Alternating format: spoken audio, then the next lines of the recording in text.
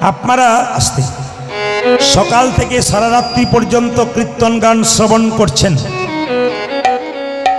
কীর্তন শুনবেন, হৃদয়ে নিয়ে যাবেন, জীবনে ব্যবহার করবেন, আপনার জীবন সুন্দর হবে। প্রথম প্রশ্ন হবে, যিনি গৌরাঙ্গ মহাপ্রভু তিনি জন্ম নিয়েছিলেন কত সালে? 1407 শতাব্দের ফাল্গুন মাসের পূর্ণিমা তিথিতে তিনি জন্মগ্রহণ করলেন। সবার কাছে নিবেদন রইল, দোল পূর্ণিমার দিনে, দোল পূর্ণিমা তিথিতে মহাপ্রভুর জন্ম হলো, কিন্তু লজ্জার ব্যাপার আপনাদের বাচ্চার জন্য আপনারা যীশুখ্রিস্টের জন্মদিনে কেক কিনে আনছেন, বাচ্চাদেরকে বুঝিয়ে দিচ্ছেন আজকে যীশুখ্রিস্টের জন্মদিন। সবচাইতে দুঃখের ব্যাপার, মহাপ্রভু কবে জন্ম নিল আমরা কেউ জানতেই পারলাম না। শুনে নিন, শুধু আমরা জানলাম না তা নয়, আমাদের বাচ্চাগুলোকে বোকা সাজিয়ে রেখে দিলাম। কেন? বাচ্চাগুলোকে শেখালাম না যে মহাপ্রভু কবে এলো। যেদিন আপনারা রং খেলা নিয়ে মেতে থাকেন, আবির খেলা নিয়ে মেতে থাকেন, সচিমাতার কোল আলো করে 1407 শতাব্দে ফাল্গুন মাসের পূর্ণিমা তিথিতে মহাপ্রভু এলেন। সেই দিন আকাশে চন্দ্রগ্রহণ ছিল, চারিদিকে উলুধ্বনি হরিধ্বনি, সচিমাতার কোল আলো করে কলিযুগের ভগবান মহাপ্রভু এলেন। বেশ বেশ মায়েরা, জন্মক্ষণটা কত সুন্দর দেখুন, জন্মক্ষণটা কত সুন্দর দেখুন। মহাপ্রভু যখন এলেন তখন নিম গাছের নিচে জন্ম নিয়েছিল বলে নাম হয়েছিল নিমাই। সচিমাতার 8টা কন্যা মারা যাবার পর একটা ছেলে জন্ম নিয়েছিল, তার নাম বিশ্বরূপ। এবার জন্ম নিল একটি সন্তান নিম বৃক্ষের নিচে, তার নাম নিমাই। বাবা জগন্নাথ মিশ্র নাম রাখলেন বিশ্বম্ভর। কাঁচা সোনার মতো গায়ের রং, নাম হলো গৌরাঙ্গ। সবাই তাকাবেন, মহাপ্রভু আজানু লম্বিত ভুজ, আজানু লম্বিত ভুজ। আমরা আপন আপন হাতে মেপে দেখুন, সব 3.5 হাত। মহাপ্রভু ছিলেন 4 হাত। কেন? এরকম করে দাঁড়ালে আমাদের হাত হাঁটু পর্যন্ত যায়, কিন্তু হাঁটু পর্যন্ত যায় না, কিন্তু মহাপ্রভু দাঁড়ালে তার হাত হাঁটু পর্যন্ত যায়। মহাপ্রভুকে আজানু লম্বিত ভুজ বলা। এইবার মায়েরা, প্রথমবার বিয়ে করলেন বল্লভাচার্যের কন্যা লক্ষ্মীপ্রিয়ার সঙ্গে, তার সঙ্গে 5 বছর সংসার করল। লক্ষ্মীপ্রিয়া সাপে কেটে মারা গেল। দ্বিতীয় বিয়ে করল বিষ্ণুপ্রিয়া, সনাতন মিশ্রের কন্যা, তার সঙ্গে বিয়ে হলো। কিন্তু বাবা জগন্নাথ মিশ্র যখন মারা গেলেন, একসঙ্গে লক্ষ্মীপ্রিয়া এবং বাবার পিণ্ডদান করার জন্যে মহাপ্রভু গেলেন গয়াতে। আর গয়ার পথে যাবার সময় একজনের সঙ্গে পরিচয় হলো, তার নাম ঈশ্বরপুরী। তার কাছ থেকে মহাপ্রভু গোপাল মন্ত্রে দীক্ষিত হলেন। আর যখন থেকে গোপাল মন্ত্রে দীক্ষিত হলেন, তখন থেকে মহাপ্রভু শুধু কৃষ্ণ কৃষ্ণ কৃষ্ণ বলে কাঁদতে থাকেন। তখন থেকে মহাপ্রভু শুধু কৃষ্ণ কৃষ্ণ বলে কাঁদতে থাকেন। তাকাবেন, সন্ন্যাস নেবেন সিদ্ধান্ত করলেন। কেশব ভারতীর কাছে সন্ন্যাস মন্ত্র নিয়ে নাম নিলেন শ্রীকৃষ্ণ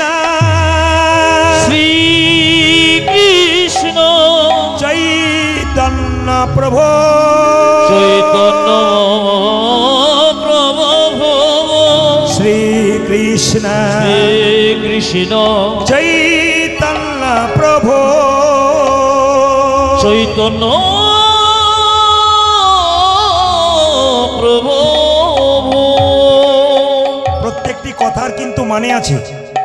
শ্রীকৃষ্ণ চৈতন্য, শ্রী মানে কি সুন্দর, কৃষ্ণ মানে কি আকর্ষণ, চৈতন্য মানে কি চেতনা।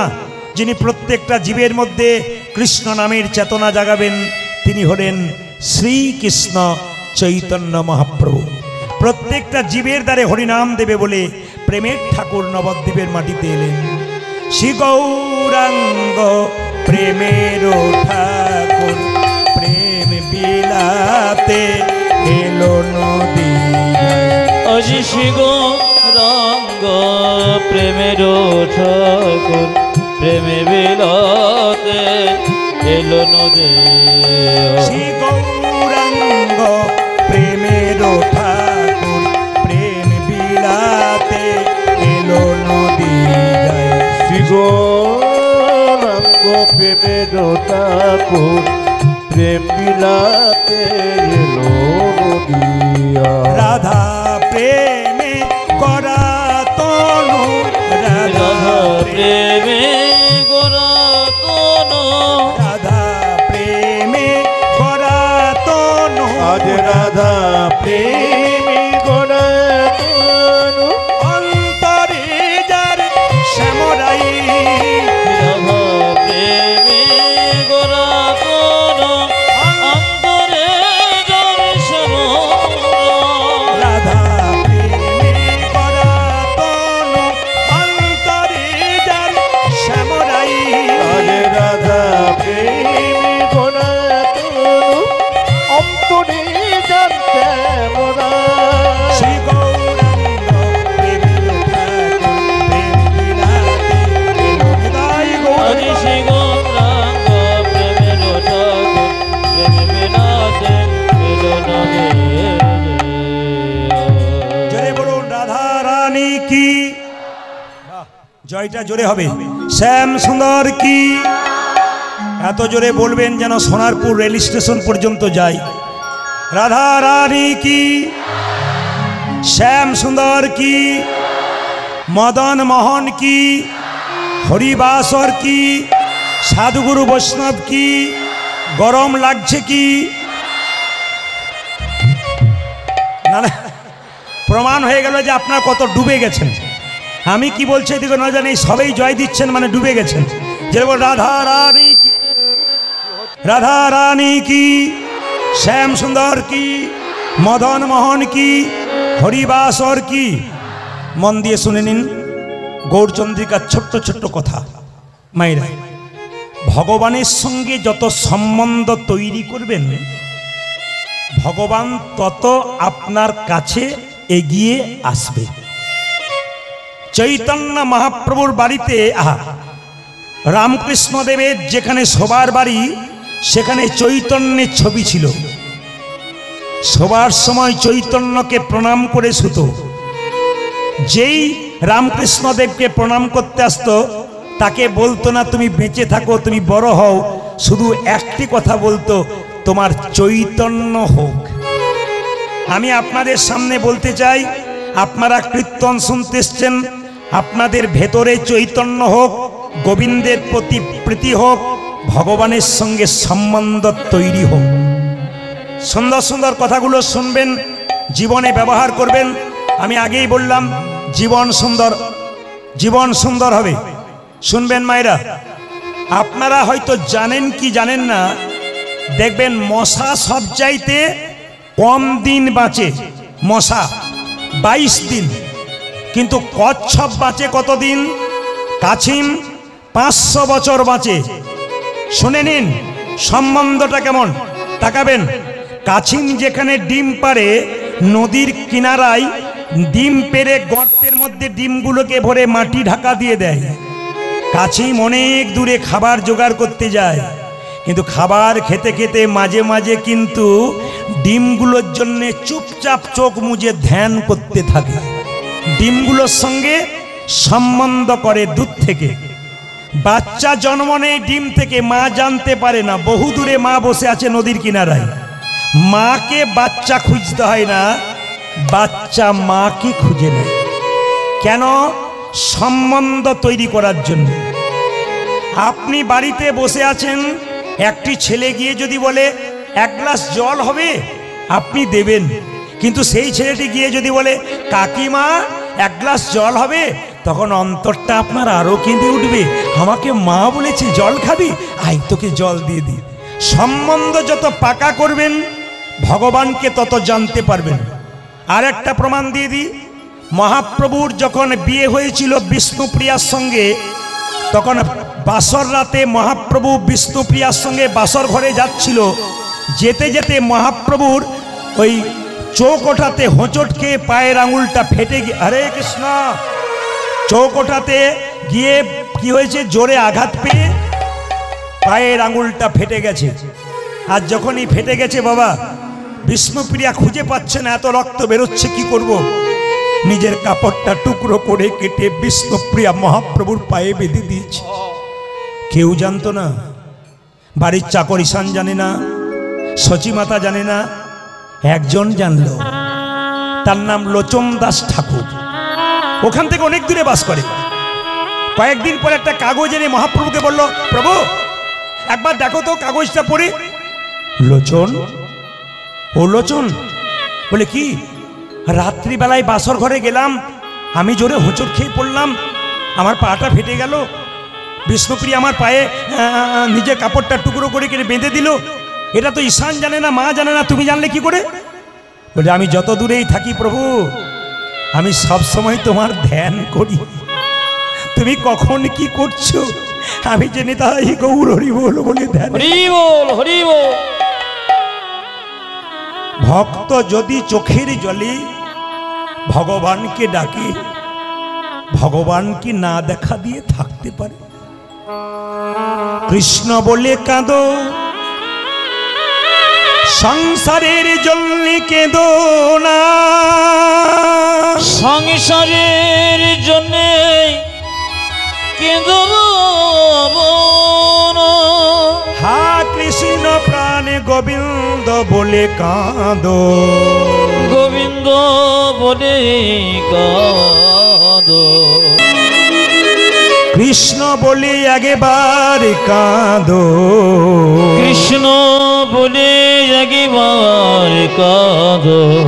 ছেলের জন্যে কাঁদবে, মেয়ের জন্যে কাঁদবে, শেষে ছেলে মেয়ে প্রশ্ন করবে তুমি আমার জন্যে করেছো কি? আপনি বলবেন যার জন্যে করি চুরি, সে কিনা বলেছ, সে কিনা বলেছ। চোখ থেকে জল আসবে, সেই জল গরম হবে, স্পর্শ করলে গরম লাগবে, মুখের মধ্যে প্রবেশ করলে নোনা নোনা ভাব লাগবে। কিন্তু কেউ যদি সারাদিন কর্মের পর একবার গোবিন্দের মন্দিরে হা গৌরে প্রাণ গৌরে বলে আমি তোমার হলাম আমি বলে, কেউ যদি একেবারে কাঁদিতে পারে, কেউ যদি একেবারে কাঁদিতে পারে, তবে ভগবান তোমার হয়ে যা, ভগবান তোমার খোঁজে যে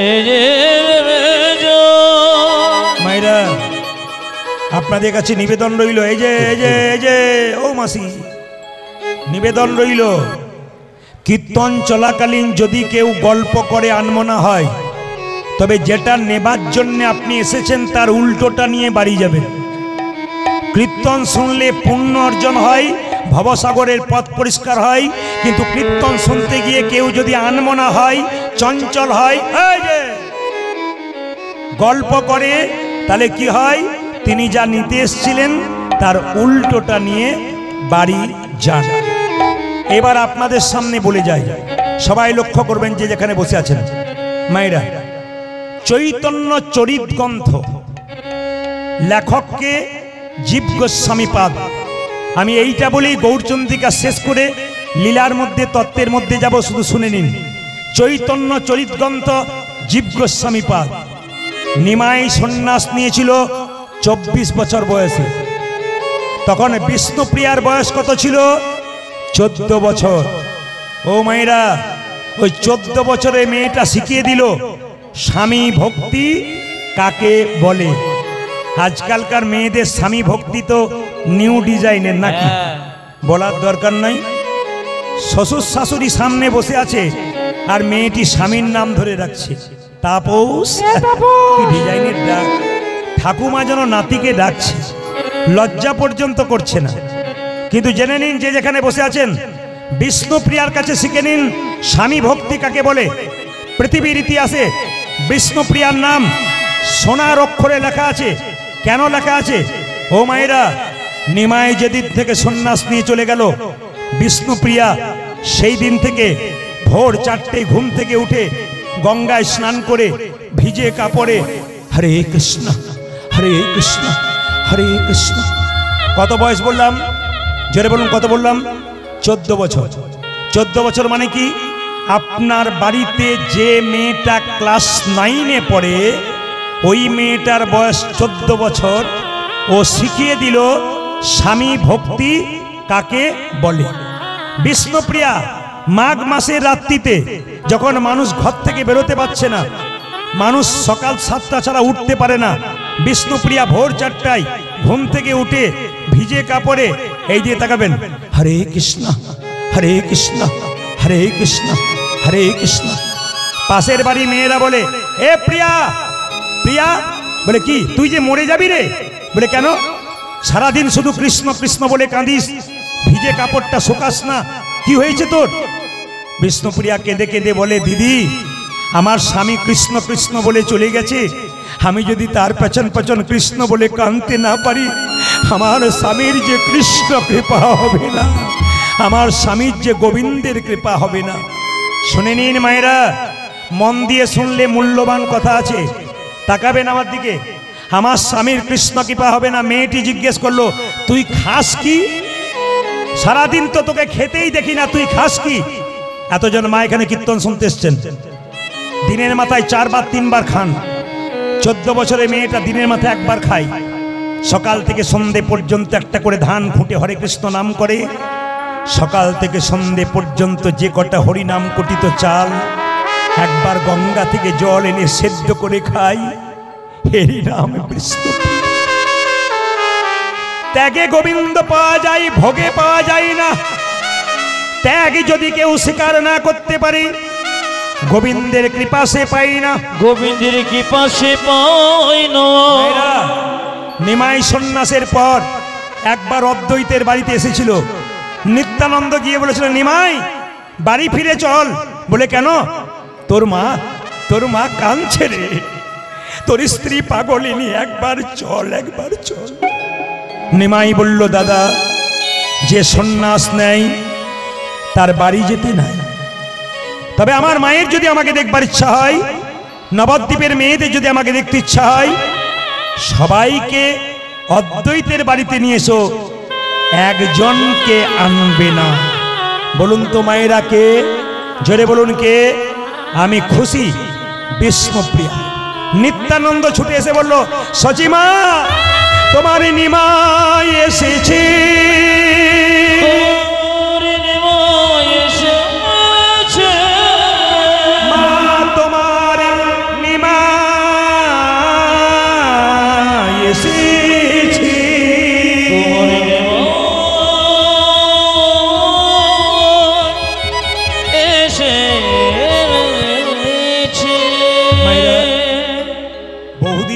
কোনো মা যদি শুনতে পায় তার ছেলে আসছে, তার মায়ের কি দশা হয়?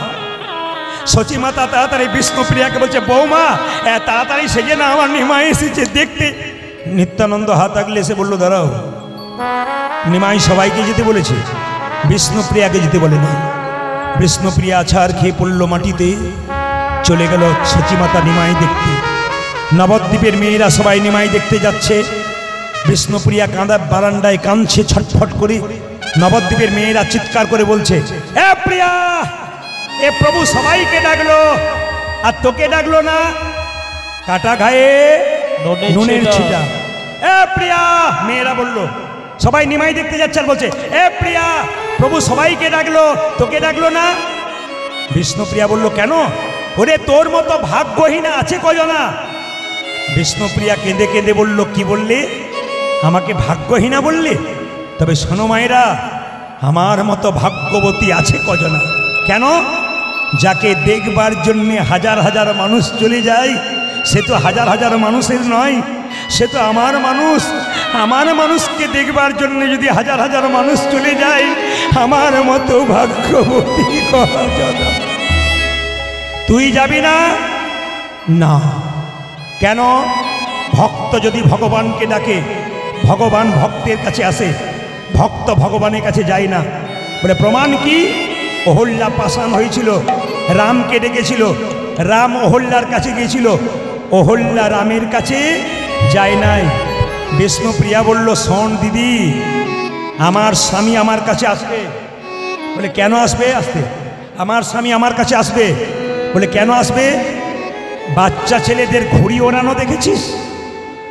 লাটায় টান মারবে, ঘুড়ি যতই উপরে উঠুক, লাটায় টান মারলে ঘুড়ি আবার তার কাছে ফিরে আসবে।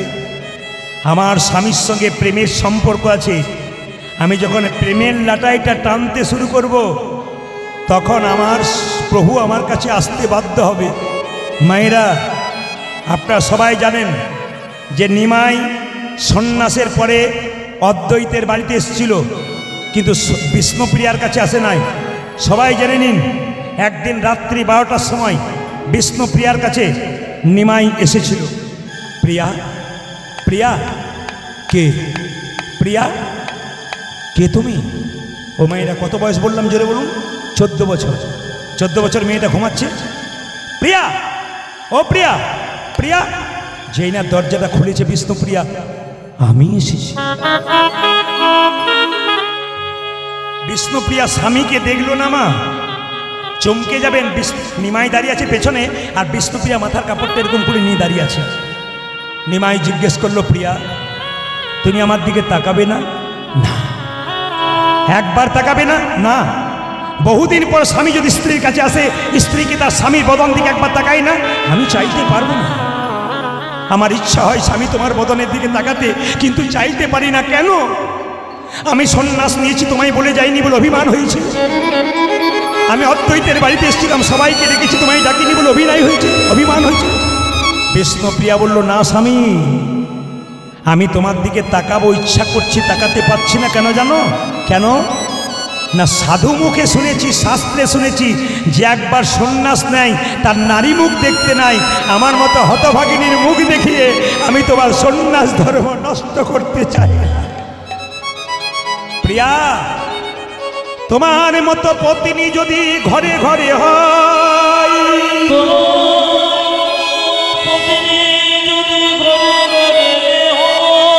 তবে প্রতিটি পতি গোবিন্দের চরণ পেয়ে যায়।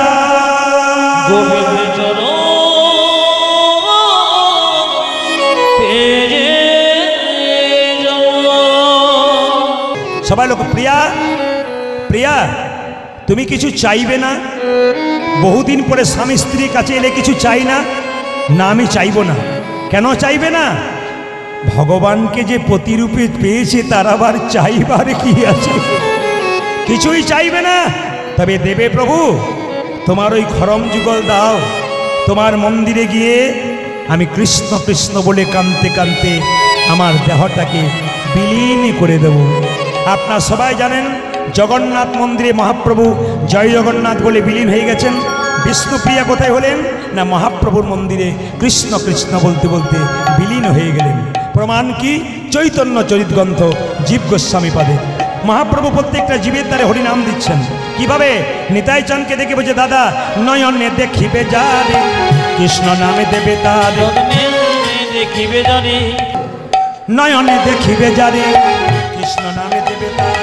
নয়নে দেখিবে জানি, কৃষ্ণ নামে দেবে তারে। নয়নে দেখিবে যারে, কৃষ্ণ নামে দেবে তারে। নয়নে দেখিবে যারে, কৃষ্ণ নামে দেবে তারে। সাবধান, যেন জাতির বিচার করো না দাদা, জাতির বিচার করো না দাদা, জাতির বিচার করো ও না। যেন জাতির বিচার করো না দাদা। যারে দেখবে নামে দেবে, জাতির বিচার করো না দাদা। দাদা জানে দেখিবে নামে দেবে, জাতির বিচার করো না দাদা। যারে দেখবে নামে দেবে, জাতির বিচার করো না ও দাদা। তুমি যারে দেখিবে নামি দেবে, জাতির বিচার করো না দাদা।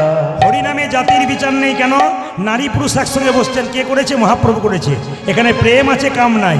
নিতাই চাঁদ বলল, যাকে দেখবো তাকে হরিনাম দেবো, যদি না নেয় দাদা প্রথমে ধরিবে হাতি, যদি না চাই নাম। দাদা প্রথমে ধরিবে হাতি, যদি না চাই নামে নিতে। প্রথমে ধরিবে হাতি, যদি না চাই নাম। দাদা গো,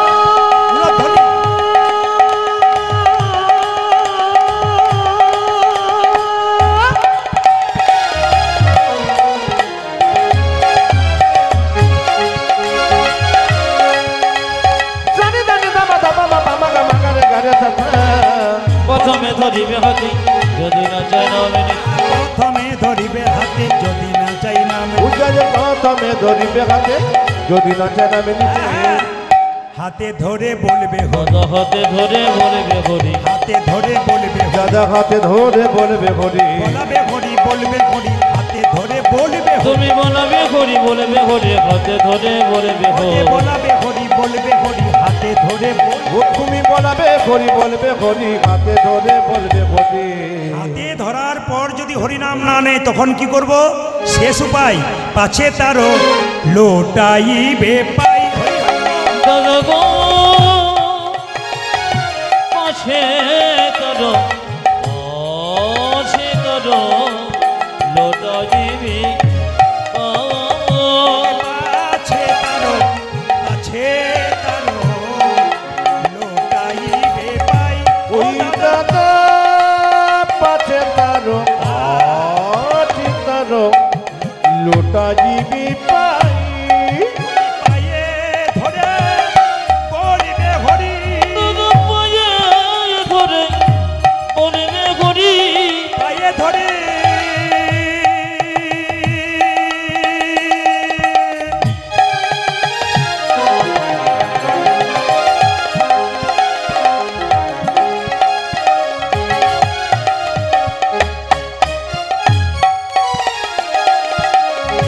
দাদা গো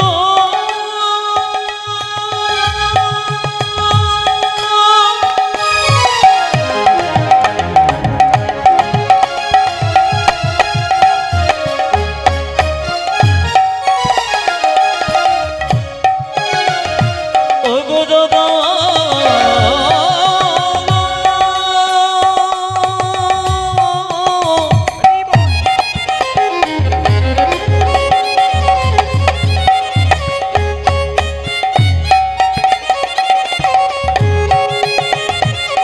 দাদা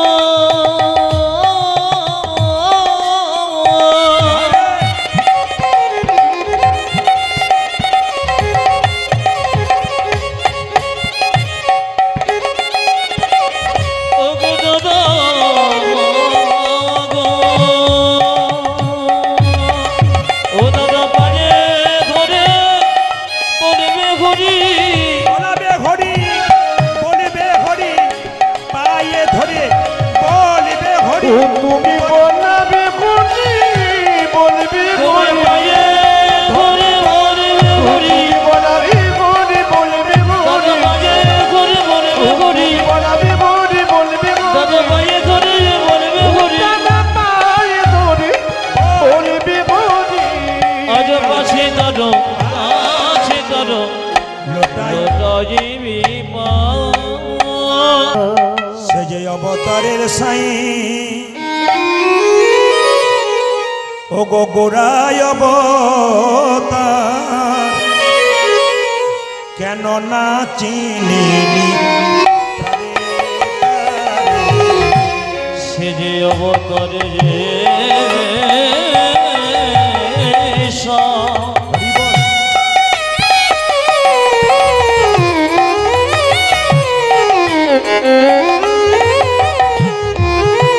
আমার গোরা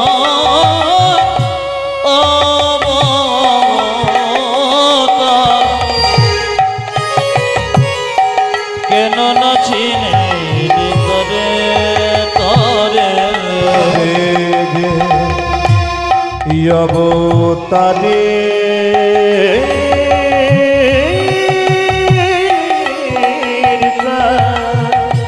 ভাবে রাখো রে ভাবে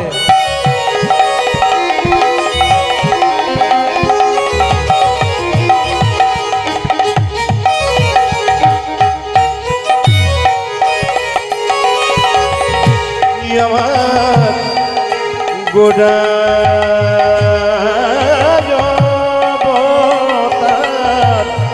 কেন না চিনিলি তারে হরি নির্বাস কেন না পিয়া মরিলিয়া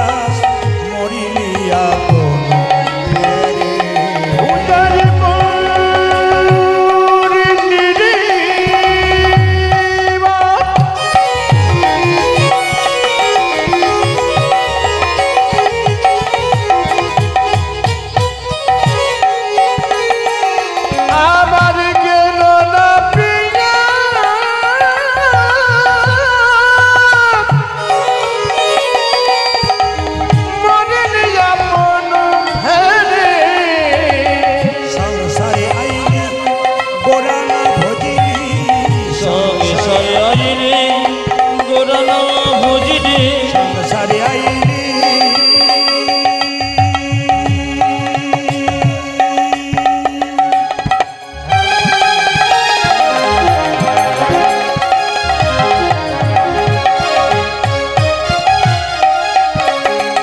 তোরা ভোজলি না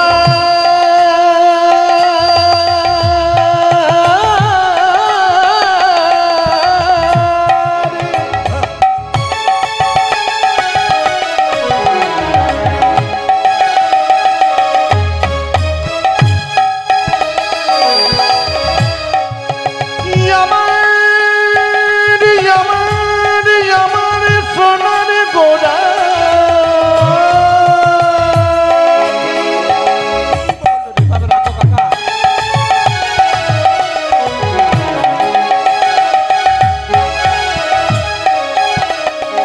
বল বল ওরে ওরে কলির যে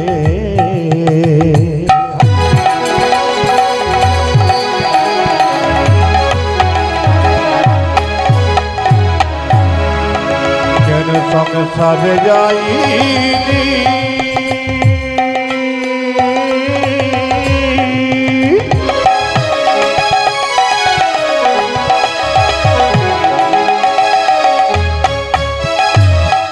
ওরে কলি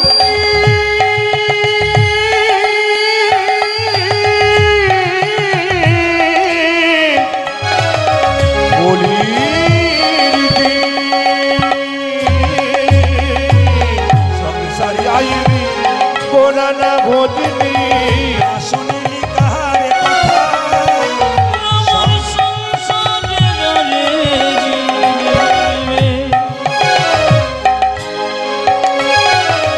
গোরানো ভুজি না শুনিলি কাহার কথা বলি অকুল দুকুলি খাইলি ও তোরা এ কুলি অকুল তুকুল খাইনি কুল কুলি দুকুলি খাইলি এ কুলি কুলি দুকুল খাইনি খাইলি লোচন জানি কুলি অকুল তুকুল খাইনি খাইলি লোচন মাথা ভজলি না গৌরাঙ্গীর চরণ তোরা কেন ভুজিলি না গো রঙের চরণ ভজলি না গৌরাঙ্গীর চরণ কেন বুঝলি না গুণানির চরণ